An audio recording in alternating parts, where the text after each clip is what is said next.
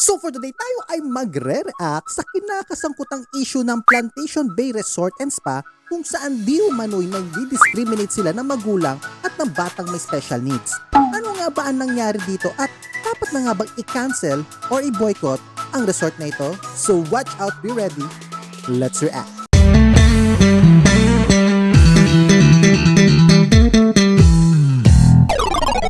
What up guys, Gerald from ghesai TV. We're back another episode of Reaction Time. So bago tayo mag-start sa ating topic, look at the graphs. Ang nakikita nyo dito, 87% sa inyo guys ay hindi pa nakasubscribe sa aking channel. So again, ikiusap po ako sa inyo guys na i-click nyo ang subscribe button dito at ang notification bell para kung kilala nyo si Mr. Beast, ayan, nakikita nyo ang kanyang mga videos. Sa awa at tulong ng Diyos, magawa natin itong mga ganitong klase ng content para makatulong tayo sa ating mga kapwa Pilipino. Inuulit ko guys, please kindly support my channel and subscribe. Going back guys, so ayun, ito na nga, nag-trending to ng mga nakaraang araw ang pagka-cancel o pagbo-boycott sa Plantation Bay Resort and Spa. So ano bang meron dito? Basahin natin ang nakapaloob na review sa TripAdvisor. So dun sa sa simula ng message, dahil nga na-pick up na to ng national news, mababasa nyo dito, due to a recent event that has attracted media attention and has caused an influx of review submissions that do not describe a first-hand experience, we have temporarily suspended publishing new reviews for this listing. If you had a first-hand experience at this property, please check back soon. We're looking forward to receiving your review. So yun nga, dahil nga na-pick up na to na national news at nag-trending na to sa Twitter, medyo nag-ingat na rin ang TripAdvisor dahil alam mo naman ng mga netizens natin, kahit wala naman silang first-hand experience, babash na nila yan. Lalo na kung nabalitaan nila may masamang ginawa itong establishment na to. So basahin natin ang nakasulat. So ang post na to ay nanggaling kay Miss Mai P. Ayan, sinulat niya o ni-review niya noong December 6. So this week lang to. Ang rate niya dito is 1 star or 1 circle. Not an ideal place for a child with special needs. It could be the perfect getaway for Finn, my child with special needs. When something excites him or when he is happy, he makes it known by squealing with delight.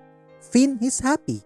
That is what I always tell him every time he does that. I thought that was okay until we were told from afar, a lifeguard, as a mother, your initial action will be directed to your child. So I told him not to squeal because it wasn't allowed. Quite frankly, it was a difficult moment. Another lifeguard came and told us that same thing. I had to explain that he is a child with needs. Every time Finn jumps in the water, he'd be so happy that he'd laugh and squeals again. I tried hushing him and at one point tried to cover his mouth. But then I realized this is so wrong. This isn't right at all. The plan to swim the whole morning came to a halt. I asked Finn if we could go back to the room because we weren't allowed to squeal and be merry the special way. It's a discriminating experience. We often get this a lot when normal people who are ignorant of people with special needs give us the stare of please control your child. My Finn is a happy child. He has autism. He is special. Very special. I will never consider staying here ever again. No luxury of this proportion can make this experience okay because that is not what we need. We need a friendly and empathic environment for kids and families with special needs. So yun po ang experience ni Miss Mai. At bakit ito nag-trending? Dahil normal naman yung mga ganitong negative remarks Nag-trending ito dahil sumagot ang resort dito na nagngangalang Efren Bellarmino, General Manager at Plantation Bay Resort and Spa. Ngayon, anong trending dito? Ang masakit kasi kung titingnan natin ang original post dito, ayan, yung Plantation Bay is very clear on our website. So ayan, blah blah blah. Ang masakit kasi dito kaya ito nag-trending dahil meron pa sa unang paragraph sa taas nito na definitely nabura na ngayon at sa kasamaang palad sa resort na ito ay may mga narami na nakapag-screenshot at napunta pa tong screenshot na to kay Miss Karen Davila. Yung original first paragraph. So I know guys, marami sa inyo o ilan sa inyo baka galit kay Miss Karen Davila, baka sabihin nyo FL siya. For your guys information po, meron pong anak si Miss Karen Davila na may special needs. So kahit paano siguro, kung kahit galit kayo kay Miss Davila, spare natin siya dito dahil as a mother, naiintindihan niyo siguro ang pakiramdam na na-experience nung guest ng Plantation Bay. So basahin na natin ang original post. Okay, nakasulat dito, Dear TripAdvisor readers, for your information, uncontrolled shouting is not a symptom of autism. On the contrary, autistic children tend to be silent, nonverbal, and overwhelmed and withdrawn when faced with strangers. In fact, it is regrettably true that an autistic child will not be happy in any public situation where they are faced with many unfamiliar people and surroundings. Google autism and verify this for yourself. Therefore, this parent is most likely deliberately lying or has been given an incorrect diagnosis of autism. What the child more likely has is lack of discipline due to a simple parental neglect. Children scream because they hope to attract the attention of parents who customarily ignore them, or because they hear screaming between their parents on their home. If their parents would pay attention to them and would refrain from screaming at each other, there would be no need for the child to scream. In our experience, one word from a responsible parent is enough to make child quiet down. So yun yung original first paragraph, guys, no? So medyo masakit sa tenga dahil kung mapapansin nyo nga dito, ang isisisi pa niya is yung magulang. So very nakaka-frustrate, no? Now, dahil nga nag-trending na to at nakarating na kay Miss Karen Davila, at dahil nga dito gumawa ng apology letter ang establishment o ang resort na ito. Basahin natin ang apology letter. This is in response to my poor handling of a guest complaint a couple days ago. I was wrong to question the mother's motives and deeply regret leaving the impression that we are not supportive of the community of parents with children who have special needs. Our hotel's policy on keeping noise levels down in the pool and in the restaurant is geared towards safety and relaxation for all guests. We try to apply this policy even-handedly. As a result of the policy, in almost 25 years, we have never had a child die here. A mother's pride is important, but more important are the lives of the children who come here. Regardless, I handled this poorly and apologize to all the parties who felt offended by my reply. Manny Gonzalez, resident shareholder, Plantation Bay Resort and Spa. So, the weird part lang dito, no, iba ang pangalan ang nakasulat sa TripAdvisor at sa nag-a-apologize. Pero inamin naman ni Mr. Gonzalez na siya rin din daw ang gumawa ng respond na yon. So, siguro, gumagawa rin siya ng boogie account or mga fake account para, I don't know kung anong dahilan niya, no?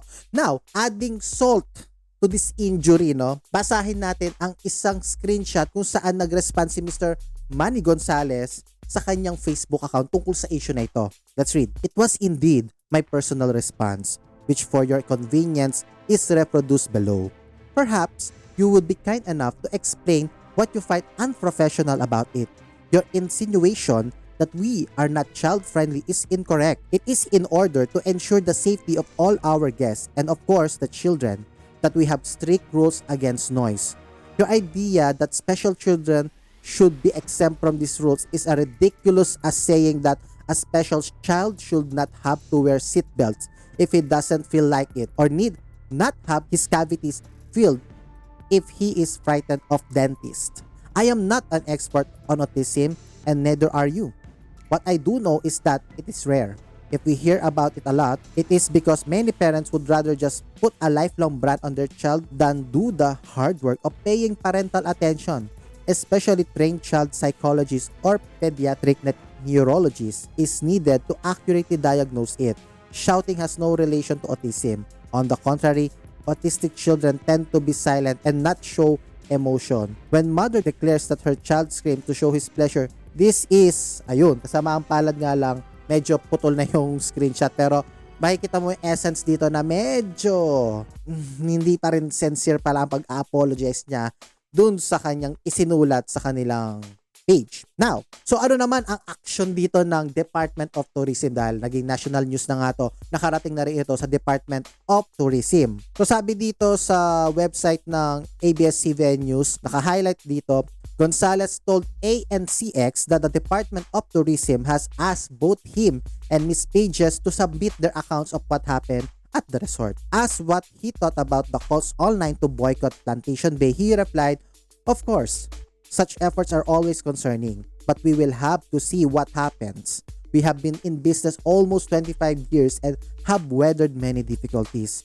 over the years, we have built up a loyal cadre of customers both in the Philippines and abroad. So sa based sa statement, medyo gumawa na rin po ng action at pinatawag na rin po o pinapagawa na rin po ng statement sa magkabilang panig kung ano ang nangyari sa issue na ito at sa loob ng resort. Maliban sa dagdag ulit tayo ng salt sa injury, no, may mga record na rin ang resort na talagang nagre-retaliate sila sa mga negative feedback tulad ng issue sa food poisoning. So makikita nyo dito sa post ng The Freeman na verified account to, meron itong mahabang letter na to. Ito'y isang respond muli sa isang remark or sa isang feedback ng isang customer to the person who are slandering Plantation Bay about alleged food poisoning. So basahin lang natin yung first part, no. You ate an open buffet which served about 140 other hotel guests. The only ones who have claimed to get sick came from your group. This must have been very intelligent poisons that targeted only your group but bypass everyone else. So, doon pa lang, medyo alam mo nang hindi talaga siya maano sa criticism, no? So, basahin natin sa may bandang dulo, no? Plantation Bay accept blame when we are at fault. This is not one of those cases. Over the many years we have been in a business, assorted people have attempted to libel, slander, or threaten us, and not a single one has ever profited from it. On the contrary, many have lived to regret their rash words and behavior. They have incurred crippling legal costs, been fired from their jobs, or lost their livelihoods, faced jail time, and suffered other punishments from God and karma. How about it, punks? Are you feeling lucky? Make my day. So, from the same person, Manny Gonzalez, resident shareholder. So, medyo, makikita naman natin sa response niya na medyo talagang trigger siya whenever na pinagtatanggol niya ang kanyang kumpanya or ang kanyang masasabi nating resort, no? Now, so i-share ko lang guys nung hinahanap ko ano ba talaga itsura nitong resort na to, maganda ba talaga to, or kahit paano magkaroon ako ng idea ko ng looks ng swimming pool, ng restaurant. Meron tayo nakita isang mommy vlogger kung saan na share niya ang kanyang experience tungkol sa resort na ito. Let's watch. So post to ni Miss Truly Tara at ang title nito, "Oh no, why Plantation Bay Resort and Spa Cebu Review, spoiler alert, disappointed." So medyo disappointed si Miss Truly Tara. And take note, it was posted November 11, 2019. It was last year. So, mahigit ng isang taon. At kahit pa paano, masasabi naman natin na hindi lang unique ang experience ng nanay na nagagalit or nagbigay ng negative feedback sa Trip Advisory tungkol sa quiet policy ng resort. So, let's watch. We were really disappointed and we were discouraged with our dining experience because they have this policy wherein if your baby is a bit fussy, they immediately ask you to leave. In fairness to them, they were very polite, they were very courteous in asking us to leave.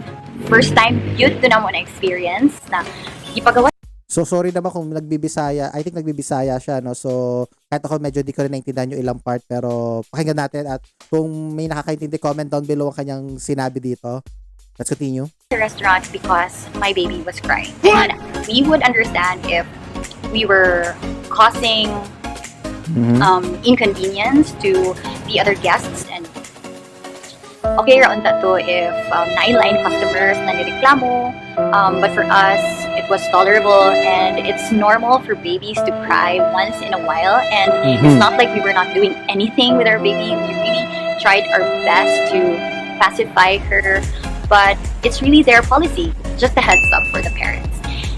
Not just that. Heads up. So we're already we were already disappointed with that while we were eating. And then one of our guests took a phone call and immediately an attendant comes to him and asks him to leave.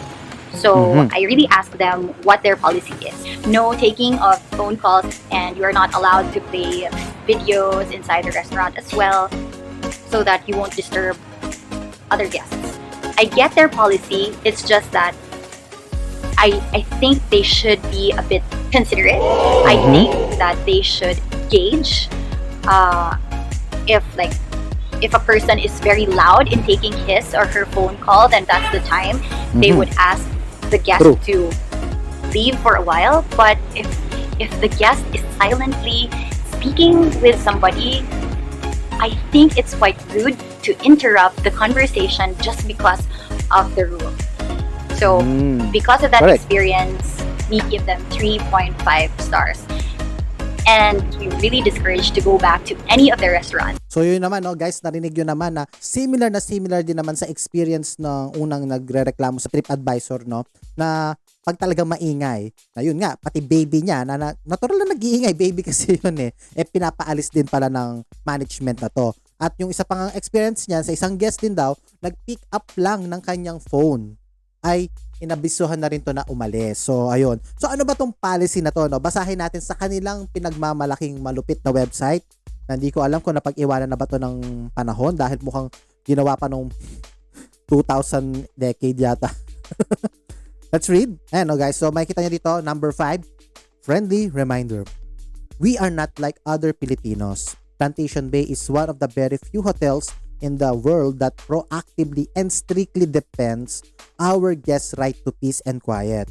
Don't you wish airlines, airports, restaurants, and other public venues would do the same? Audible electronics and prolonged teleconversations are not permitted in our restaurants. Electronics are prohibited altogether inside the spa. Without exception, parents with children are expected to ensure that they do not disturb others. And if you're unable to control your infants and children, you may be asked to leave a facility or even the hotel. If this seems fascist to you, please try another hotel. We will enforce these principles because we firmly believe that the vast majority of our guests will have a much more enjoyable holiday if we do so. For every guest who argues that he should be free to disturb others as much as he likes, we have 100 who are ecstatic that finally someone is willing to speak up against incivility and discourtesy. And that's how we can have a resort that is a family-friendly, couples-friendly, corporate-friendly, and singles-friendly all at the same time. So makikita nyo naman doon, guys, na talagang ang campaign nila is zero noise. So I think hindi dapat tawagin tong resort Dapat siguro itong tawaging retreat resort siguro. Dahil gusto nila talaga pure katahimikan. Which I get it naman. Okay lang naman yun Pero paano magiging family friendly kung yung mga bata lagi mong pagbabawalan at palalayabasin mo sa restaurant at sa swimming pool kung maingay. I don't get it lang. Okay.